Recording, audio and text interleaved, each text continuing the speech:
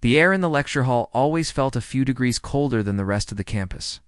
It was a big windowless room with tiered seating that climbed up and away from the stage like a sterile, concrete amphitheater. The fluorescent lights overhead hummed a constant low buzz, a sound that seemed to sink right into your bones. For her, this room was a weekly trial. She would always find a seat about halfway up, trying to be invisible, a small island in a sea of faces. She loved her sociology classes, where discussions about people and communities and the messy, beautiful chaos of human life felt like coming home. But this class, Advanced Quantitative Methods, was the complete opposite. It was a world of cold, hard logic, a place she felt like a trespasser. And the gatekeeper of this world was Dr. Finch. He was a man who seemed to believe that enthusiasm was a sign of a weak mind. He would walk onto the stage precisely 1 minute after the bell. His shoes making sharp clicking sounds on the polished floor, he never smiled. His face was a collection of sharp angles, from the points of his collarbones to the severe line of his jaw. He would write on the whiteboard with a black marker, his movements quick and precise, filling the surface with a waterfall of strange symbols and Greek letters that looked like a secret language. To her, they might as well have been hieroglyphics.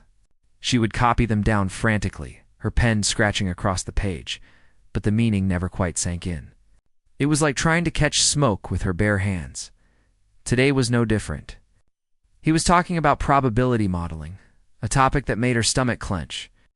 His voice was a monotone drone, echoing slightly in the huge room.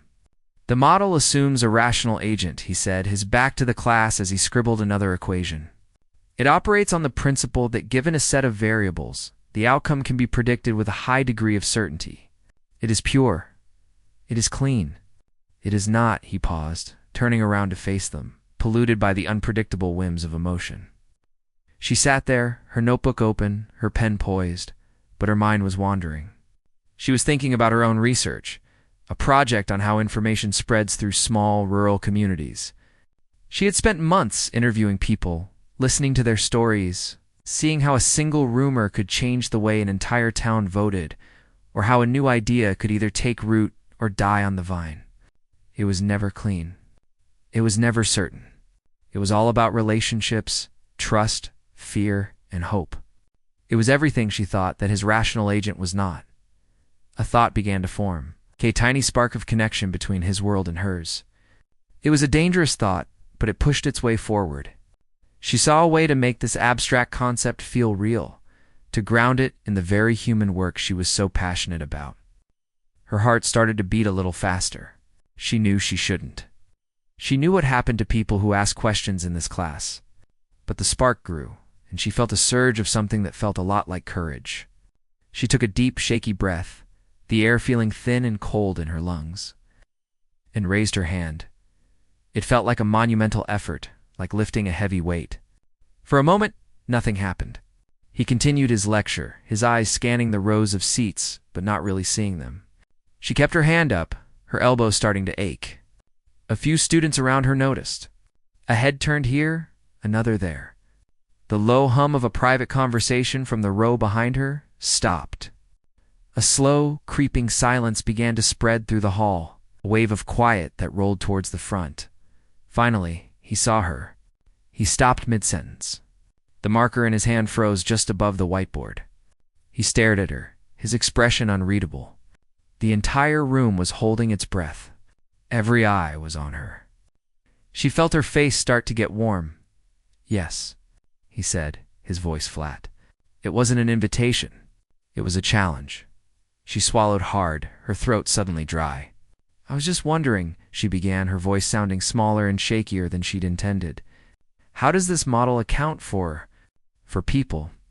I mean, in real life, information doesn't spread based on pure probability. It spreads because of who trusts who, or who's scared, or who's angry. How can a mathematical model predict something so human?" The words hung in the silent air. She had said it. She had bridged the gap between her world and his. For a fleeting second, she felt a flicker of pride. But then she saw his face change. A slow, thin smile spread across his lips, but it didn't reach his eyes. His eyes were cold, like chips of ice. An excellent question, he said, his voice now laced with a kind of sugary sweetness that was far more terrifying than his usual monotone. He took a step forward, leaning on the lectern. A very sociological question. He let the word hang in the air, making it sound like a disease. A few students let out short, sharp snickers. The sound was like a physical blow. It seems, he continued, his gaze sweeping over the class before landing back on her, that some of us are still struggling to separate the emotional, messy world of people from the clean, logical world of numbers. It's a common confusion. He looked directly at her. Perhaps that's a conversation for a softer science class. Not here. This is mathematics. The snickers grew louder. Someone coughed to hide a laugh. She could feel the heat in her cheeks turning into a full-blown fire. She wanted the floor to open up and swallow her whole. She quickly lowered her hand, her fingers trembling. She sank down in her seat, trying to make herself as small as possible, wishing she could just disappear. Her notebook was open in front of her, but the symbols on the page now looked like they were mocking her, laughing at her stupid sociological question. He had made her an example. He had held her up in front of everyone and said, "This is what stupidity looks like." The rest of the lecture was a complete blur. She heard his voice, but the words were just meaningless sounds. All she could hear was the echo of his condescending tone. All she could feel were the eyes of her classmates on her, some with pity, most with amusement. She kept her head down, staring at a small stain on the desk in front of her until the bell finally rang. Its shrill sound a welcome release. She didn't move until the room was almost empty. She packed her bag slowly, her hands still shaking, as she walked out of the cold humming room and into the bright, noisy hallway. She felt the weight of his words settle squarely on her shoulders. He was right. She didn't belong. She was an imposter, a soft-minded person trying to play in a hard-minded world. The shame was a heavy cloak, and she wore it all the way home. The walk back to her small apartment was a blur. It was as if she was watching the world through a thick pane of glass, disconnected and muted. The crisp autumn air, the vibrant red and gold leaves skittering across the sidewalk. The cheerful chatter of other students, it all felt like it was happening to someone else. Each step was heavy, weighted down by the memory of his voice and the sound of their laughter. She kept her head down, her gaze fixed on the cracks in the pavement, as if looking up might invite more judgment. The shame wasn't just a feeling. It was a physical presence. A cold knot in her stomach and a heavy cloak on her shoulders that she couldn't shrug off. Her apartment was on the top floor of an old house just off campus. It was small and a bit drafty, but it was hers. The walls were lined with bookshelves, overflowing with sociology texts, novels, and biographies. Her worn, comfortable armchair sat in the corner by the window, usually a place of solace. But today it offered no comfort. She dropped her bag by the door, the thud echoing in the quiet room, and just stood there for a long moment, the silence pressing in on her. She felt hollowed out. She went into the kitchen and mechanically put on a kettle for tea, her hands moving through the familiar motions, while her mind was stuck in that lecture hall, replaying the scene over and over again. She saw his cold, mocking smile. She heard the snickers of her classmates. She felt the heat on her face. Each replay was like a fresh little stab of humiliation. Very sociological question. The words echoed in her head, twisted and cruel. He had taken her passion, her entire field of study, and had made it sound like a joke. The kettle whistled, shrill and demanding, pulling her out of her thoughts. She poured the hot water into a mug, her hands trembling slightly, and carried it to the window. She looked out at the bustling campus life below, feeling completely alone. For the first time since she had started her graduate program, she doubted everything. Maybe he was right. Maybe she was just a soft-minded person, trying to play in a world that was too hard for her. The thought was a bitter pill, and it settled in her gut like ice. That evening, she couldn't bring herself to do any work. Her sociology books, usually her closest companions, now seemed to mock her. She opened her laptop, the screen's blue light washing over her face in the dim room. Her fingers hovered over the keyboard, and before she could stop herself, she had navigated to the university's student portal. She pulled up the course registration page.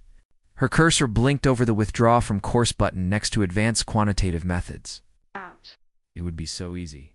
One click, and she would never have to see Dr. Finch's face again. She would never have to feel that small, that stupid. The relief would be immediate. But as she stared at the button, a different feeling began to bubble up under the shame. It was small at first, but it grew stronger with every passing second. It was the feeling of injustice. He had no right. He had no right to make her feel this way, to dismiss her curiosity, to belittle her entire field of study. He was a bully, hiding behind a whiteboard full of equations. She closed the laptop with a sharp snap. The decision made, she wouldn't give him the satisfaction of quitting. The next 2 days were a quiet kind of torture. She went through the motions of her other classes. She ate, she slept, but her mind was a constant storm of anxiety and anger. The dread for the next statistics lecture was a physical thing, a tightness in her chest that grew with every passing hour. She considered skipping, but that felt like letting him win too. So, on the day of the class, she forced herself to go. This time, she chose a seat in the very back row, in the far corner, hoping to be completely out of his line of sight. When Dr. Finch walked in, the atmosphere in the room immediately changed. The low hum of conversation died down. He seemed to have an extra spring in his step, an air of smug satisfaction about him. He began his lecture, and she kept her head down, her pen moving across her notebook, not really learning, just trying to look busy. She was determined to be invisible. About halfway through the class, he stopped talking. He put down his marker and turned to face the room, a strange glint in his eyes. "I believe theory's important," he said, his voice carrying through the silent hall. "But application is the true test of understanding." He walked over to the clean center of the whiteboard and began to write. He wrote quickly, his marker squeaking against the surface. When he was done, he stepped aside. It was a monster of a problem. A long, dense paragraph of text, followed by a series of complex, interconnected equations. It was about modeling the spread of information and misinformation through a structured community, a topic that was eerily close to her own research. It had layers and variables she had never even heard of. "This," he said, gesturing to the board with a flourish, "is an optional extra credit challenge. A chance for those of you who feel you have truly mastered the material to demonstrate your abilities." He paused, his eyes slowly scanning the room. They passed over rows of bored, uninterested faces, students who were already thinking about their lunch. Then his eyes found her, tucked away in her corner. He held her gaze for a fraction of a second longer than necessary, a tiny, almost imperceptible smirk playing on his lips. "It is, I suspect," he added, his voice dripping with condescension beyond the scope of most of you. The bell rang, and a wave of relief washed over the room. Students started shuffling their papers and zipping up their bags, eager to leave. They glanced at the board, shrugged, and dismissed it. It was just another one of Professor Finch's impossible tasks, a pointless exercise designed to show how smart he was. But for her, it was different. It wasn't a math problem. It was a gauntlet thrown down in front of the entire class, just for her. He was daring her to fail, publicly and spectacularly. She sat there long after everyone else had left, the room empty and silent again. She stared at the problem on the board. The symbols swam in front of her eyes, a jumble of intimidating lines and curves. A part of her, the part that was still smarting from his public humiliation, screamed at her to just walk away, to forget it, to focus on her other classes, to let him win. But another part, a new part that had been born from her anger, refused. He wanted her to feel stupid. He wanted her to believe she didn't belong. He was waiting for her to run away with her tail between her legs. Slowly, she stood up. She walked down the steps, her footsteps the only sound in the huge empty room. She stopped in front of the whiteboard looking at the challenge he had laid out. It was no longer about extra credit. It wasn't even about the math anymore. It was about him, and it was about her. It was about proving to herself that she wasn't the small, stupid girl he had made her out to be. She pulled a fresh notebook out of her bag, opened it to a clean page, and with a steady hand, began to copy down the problem, one symbol at a time. She was taking his weapon, and she was going to learn how to use it. The library had become her world. For 3 days, it felt like she lived within its hushed, towering walls. She'd find a small carrel in the deepest, quietest corner, surrounded by the smell of old paper and the soft, steady glow of a single lamp.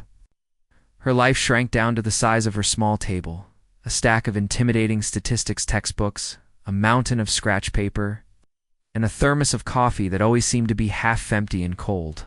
The problem from the whiteboard stared up at her from her notebook, silent, mocking challenge. At first, she tried to play his game. She forced herself to read the dry, dense chapters on probability modeling. She copied the formulas, hoping that if she just wrote them down enough times, their meaning would magically seep into her brain. She tried to plug the numbers from the problem into the standard equations, just as the textbook examples showed.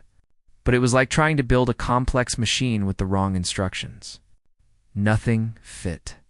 The answers she got were either impossible, like a probability of 150%, or they were just plain wrong. A jumble of numbers that made no sense in the real world. Frustration began to curdle into a deep, weary despair. Her head ached constantly. Her eyes felt gritty and sore from staring at symbols that refused to make sense. She would fill a page with frantic calculations, only to scrunch it up into a tight ball and toss it onto the growing pile of failures at her feet. Each crumpled piece of paper was another small defeat. She could almost hear his voice in her head, cold and clear. Beyond the scope of most of you, he was right. It was beyond her. She was just a sociology student, soft-minded thinker trying to wrestle with a world of pure logic that she couldn't grasp. The shame from the lecture hall returned, this time accompanied by the bitter taste of failure. She felt completely alone, an island of incompetence in a sea of silence. Judging books, on the evening of the third day, she hit a wall.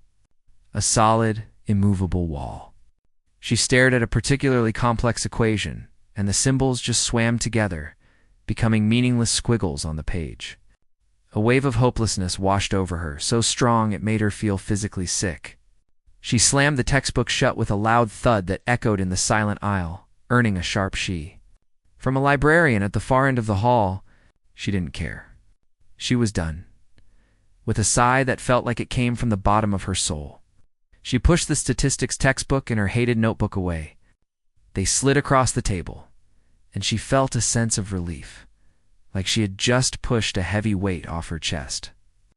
She needed a reminder of why she was even in graduate school, a reminder of the world she actually understood.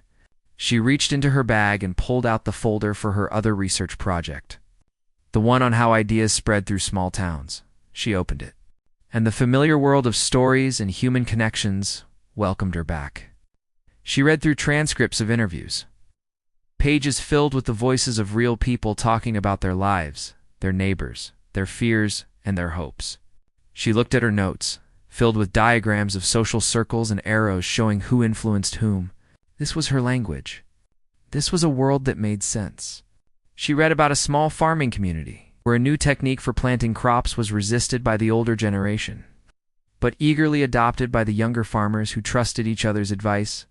She read about how a rumor about a factory closing caused panic not because it was true, but because it was spread by the most trusted person in town. She was so absorbed in her own work, so comforted by its familiar logic, that she almost forgot about the math problem.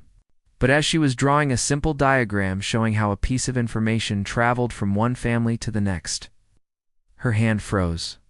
She looked at the circles representing people and the lines connecting them. Then she slowly turned her head and looked at the math problem.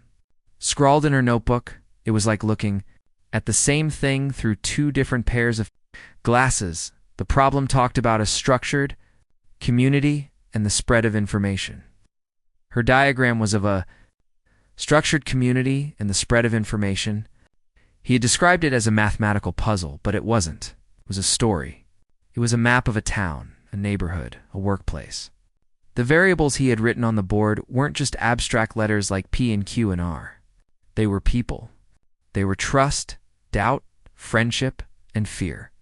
The unpredictable human element he had mocked her for asking about wasn't a bug in the system. It was the entire point. A jolt of electricity shot through her. It was so simple, so obvious. She couldn't believe she hadn't seen it before. She had been trying to solve it like a mathematician, but she wasn't a mathematician. She was a sociologist. And that wasn't a weakness. It was her secret weapon. She pulled the notebook back toward her heart starting to pound with a new kind of energy. It wasn't the anxious, fearful beat from before. This was the rhythm of excitement, of discovery. She grabbed a fresh piece of paper. She didn't start with an equation. She started with a circle. She labeled it Person A, then she drew another circle, Person B, and connected them with a line. She started thinking about the strength of that line. Was it a strong connection, like a best friend or a spouse? Or was it a weak connection, like a coworker you only talk to about the weather? She began to build a new model right there on the page. It wasn't just numbers. It was a visual representation of a community. She used the principles from her sociology research to assign values to the connections. A strong tie between two people who trusted each other completely would have a high probability of passing information along. A weak tie might have a lower probability, but it could connect to a whole new part of the network. She was creating a hybrid, a blend of the messy, human world she loved and the logical mathematical world he revered. The hours melted away. The coffee in her thermos grew cold, but she didn't notice. The library emptied out, the lights dimmed, but she was in a bubble of pure concentration. She wasn't just solving a problem anymore. She was translating. She was taking the cold, abstract language of mathematics and using it to tell a human story. And for the first time since she had walked into that lecture hall, she didn't feel stupid. She felt brilliant. She had found a way in, a back door he had never even considered, and she knew, with a certainty that settled deep in her bones, that she was on the right path. The final period on the last page felt like a full stop at the end of a long, desperate journey. She leaned back in her chair, the muscles in her neck and shoulders screaming in protest. The library was deserted, save for a few other lost souls burning the midnight oil. The world outside the large arched windows was dark and still. She had done it. She had wrestled the monster to the ground. A wave of exhaustion so profound it felt like a physical weight washed over her, but underneath it was a tiny, glowing ember of pride. She read through the entire paper one last time. It wasn't just a solution to a math problem. It was a story. It was her story. She had started with the community map she had drawn, the circles and lines representing people and their connections. Then she had carefully, methodically translated that human map into the language of mathematics. She explained her reasoning, citing theories from her own field to justify why she was assigning certain values to certain variables. She used the concept of strong ties to explain why information would spread rapidly and with high fidelity within a close-knit family group. She used weak ties to show how a piece of information could leap across social divides, reaching entirely new networks. She had even included a section on information cascades, explaining how once a certain number of trusted people adopted an idea, others would follow without question, even if the idea was wrong. It was a complete interdisciplinary argument. It was, she hoped, unignorable. The next morning, she felt a strange mix of terror and resolve. She printed out the 5-page document, the paper feeling thick and important in her hands. It was her shield and her sword. She walked across campus, the crisp morning air doing little to calm the frantic fluttering in her chest. His office was in the oldest building on campus, a place with high ceilings and dark wood paneling that always smelled of old books and floor wax. His door was slightly ajar. She took a deep breath, her hand trembling as she pushed it open. The office was exactly as she imagined it, immaculately tidy. Books were arranged by subject on gleaming shelves. A single, perfectly sharpened pencil lay next to a pristine notepad on his vast, empty desk. There were no personal photos, no quirky coffee mugs, no signs of a life lived outside these walls. It was a room as cold and precise as the man himself. He wasn't there. She felt a surge of relief. She didn't think she could face him, not yet. She walked to the desk, her footsteps silent on the worn rug. She placed her paper squarely in the center of his neat blotter, the title page facing up. For a moment, she just stood there, looking at it. It looked so small, so vulnerable on that huge empty surface. A part of her wanted to snatch it back and run, to just pretend this never happened. He would see it, laugh, and throw it away. All that work, all those sleepless nights, for nothing. But then she remembered his face in the lecture hall, the cruel smirk, the condescending tone. She straightened her back. She had come this far. She turned and walked out of the office, closing the door gently behind her, leaving her argument, her defense, her entire intellectual soul sitting on his desk. He found it later that afternoon. He had just returned from a faculty meeting and was in a foul mood. He saw the stack of paper on his desk and frowned. He never left things out. Then he recognized the formatting. It was a student paper. He sighed, already annoyed. An extra credit submission. He was sure it would be a mess of half-baked ideas and sloppy calculations. He picked it up, intending to skim it for 30 seconds before tossing it into the recycling bin. The title page was simple: An Interdisciplinary Approach to Information Modeling in Structured Communities. He snorted. Interdisciplinary. That was usually a code word for unfocused. He flipped to the first page. His eyes immediately landed on a diagram. It was a network graph with circles and lines. It looked like something from a sociology textbook, not a statistics paper. His initial instinct was confirmed. This student had completely missed the point. It was a soft, fuzzy, qualitative approach to a problem that demanded hard, quantitative rigor. He was about to put it down when a specific term caught his eye: the strength of weak ties. He paused. It was a classic sociological concept, one he was vaguely familiar with. But here it was being used to define a variable in a probability equation that was strange. Against his better judgment, his curiosity was piqued. He sat down in his backed leather chair, the paper still in his hand. He started reading from the beginning, not as a grader looking for mistakes, but as a researcher, encountering a new idea. As he read, his frown deepened, but it was no longer a frown of disdain. It was a frown of intense concentration. She was using community clustering algorithms, not to simplify the math for her own sake, but to accurately reflect how real-world social groups are structured. She was arguing that the standard, elegant mathematical solution was flawed because it treated all connections as equal, when in reality, the strength of a human connection dramatically alters the probability of information transfer. It was a radical idea. It was also, he had to admit, a completely valid point. He reached for a pen and a fresh sheet of paper from his perfectly organized drawer. He started to rerun her calculations himself, checking her work, looking for the flaw, the error in logic that would prove her wrong. He worked for an hour, then 2. The late afternoon sun streamed through the blinds, casting long shadows across the room. He was so engrossed he didn't notice the light change, checked her formulas. He recalculated her probabilities, died, tested her model against the parameters of the original problem, and he found nothing.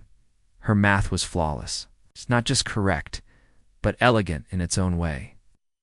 Every assumption she made, she justified with evidence from her field. Every step she took was logical and sound. The final answer she arrived at was not only correct, but it was more nuanced and more powerful than the standard solution he had prepared. Her model didn't just give a number. It gave a range of probabilities based on different social conditions. It was a better model. It was a more true model.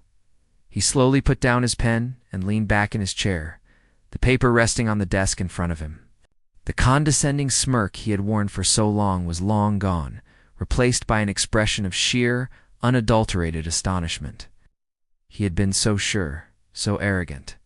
He had created a test to prove his own intellectual superiority, to reinforce the walls between his pure discipline and the softer sciences. And this student, he had publicly humiliated for asking a sociological question, had used that very same soft science to not only solve his impossible problem, but to improve upon it. She hadn't just answered his question. She had shown him a new way to ask them. The memory of that day in the lecture hall came back to him, but this time it was different. He saw it through her eyes, saw the eager, curious face, the courage it took to ask that question. He saw his own cruel response, the sarcasm, the public shaming. He saw the snickers of the other students, the way she had shrunk in her seat, the humiliation on her face. A hot, uncomfortable feeling crept up his neck. It was shame. Quiet, profound, and deeply unfamiliar feeling. He, a man who dealt in certainties, was suddenly facing the uncomfortable truth that he had been completely and utterly wrong. About her field, and about the rigid boundaries he had so carefully constructed around his own intellect. He sat there in the silent, shadowed office, the 5-page paper on his desk feeling heavier than a stack of 100 books. It was more than a solution to a math problem. It was a mirror, and he didn't like the person he saw in it. The walk to the lecture hall was the longest of her life. It felt different from the previous walks, which had been fueled by dread and a heavy sense of inadequacy. This was a different kind of heavy. It was the weight of the unknown. She had laid her soul on his desk, and now she was walking toward the judgment. Every scenario played out in her mind. He could ignore it completely, pretending it never happened. He could hold it up in class as a perfect example of how not to think, dissecting her sociological nonsense with surgical precision. Or, a tiny, foolish part of her hoped he might see what she had seen. She pushed that thought away. Hope was a dangerous thing. She found her usual spot in the back corner, the same place she had hidden after her humiliation. She sank into the hard plastic chair, pulling her notebook out as a shield. The room filled up, the low hum of student conversation, a familiar backdrop. She kept her head down, her eyes on her blank page, but she was hyper-aware of every sound. The squeak of a door, the shuffle of feet, the distant ring of a cell phone. Her heart was a frantic drum against her ribs. Then, the room changed. The ambient noise level dipped. She looked up. Dr. Finch was walking in. But he wasn't the same. His usual, sharp, confident stride was gone. He moved with a strange deliberateness, as if he were carrying something fragile. His face, normally a mask of arrogant certainty, was unreadable, almost pale. He didn't make his usual clicking walk to the podium. He just stood there for a moment, looking out at the class, his hands resting at his sides. The silence in the room was no longer from fear. It was from confusion.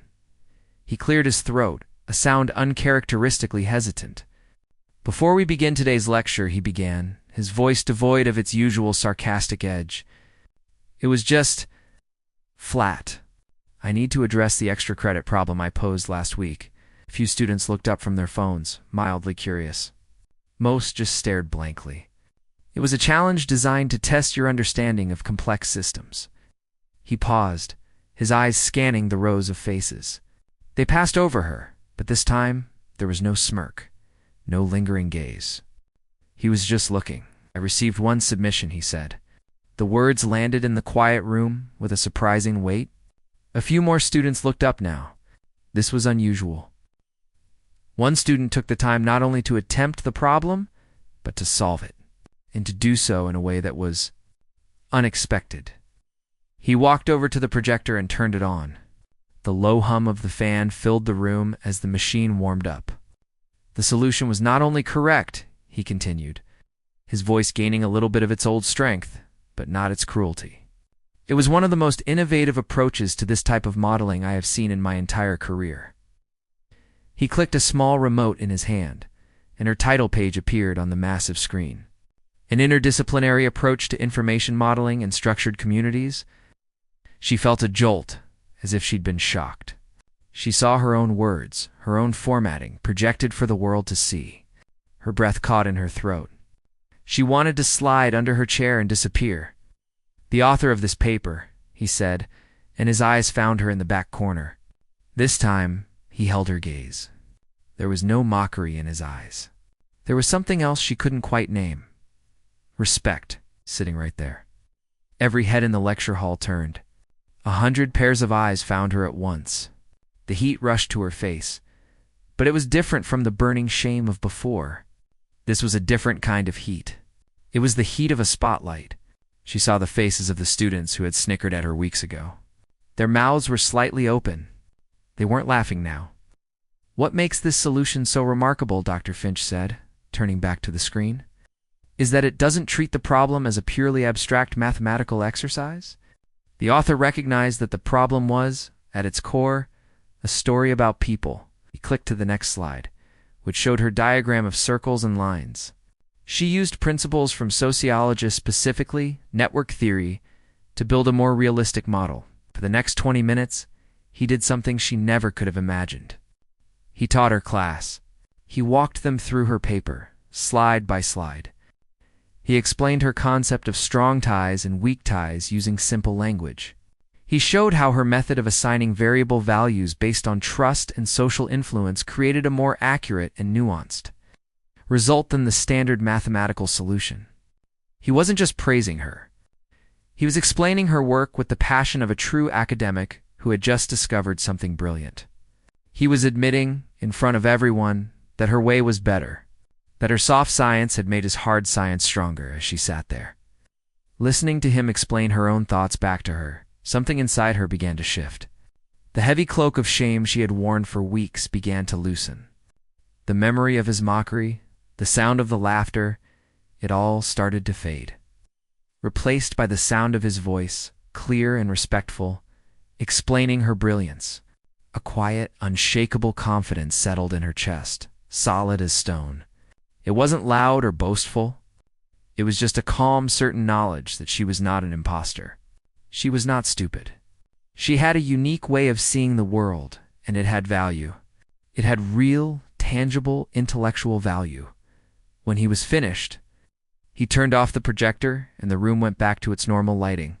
"I think we can all learn a lesson from this," he said, his eyes once again finding hers. "The most rigid problems can sometimes be solved by thinking outside the rigid confines of a single discipline." He gave a small, almost imperceptible nod, then turned to the whiteboard to begin his scheduled lecture. The moment was over. The bell rang, and for the first time all semester, no one rushed for the door. As she packed her bag, a few students lingered, looking at her with a new kind of curiosity. One, a quiet boy from the front row, walked up to her. "That was really impressive," he said, his voice sincere. "I never would have thought of that." She just nodded, a small smile on her face, not trusting her voice. That evening, back in the quiet of her apartment, she checked her email. Buried in a flood of campus announcements was a message with a subject line that made her heart skip a beat. "Regarding your research." It was from a professor she had never met, the head of a new interdisciplinary program. The email said that Dr. Finch had, with her permission, forwarded her paper to him. He wrote that her work was exactly the kind of innovative thinking they were looking for. In their new program in computational social science, he asked if she would be interested in meeting to discuss a potential research assistantship. She read the email 3 times, then 4 times. A laugh escaped her lips, a sound of pure, unadulterated joy. It was a path forward, a new world opening up, a field that didn't just accept her way of thinking but celebrated it. It was a future built from the ashes of her humiliation. She walked over to the window and looked out at the campus, dotted with lights. The world didn't look like a place of judgment anymore. It looked like a place of possibility. His public cruelty had been the catalyst, the spark that had forced her to stop trying to fit into his world and instead build one of her own. And in doing so, she had not only earned his respect, but she had found a new home for her mind, a place where the messy, beautiful chaos of human life and the clean, the logical world of numbers could finally dance together.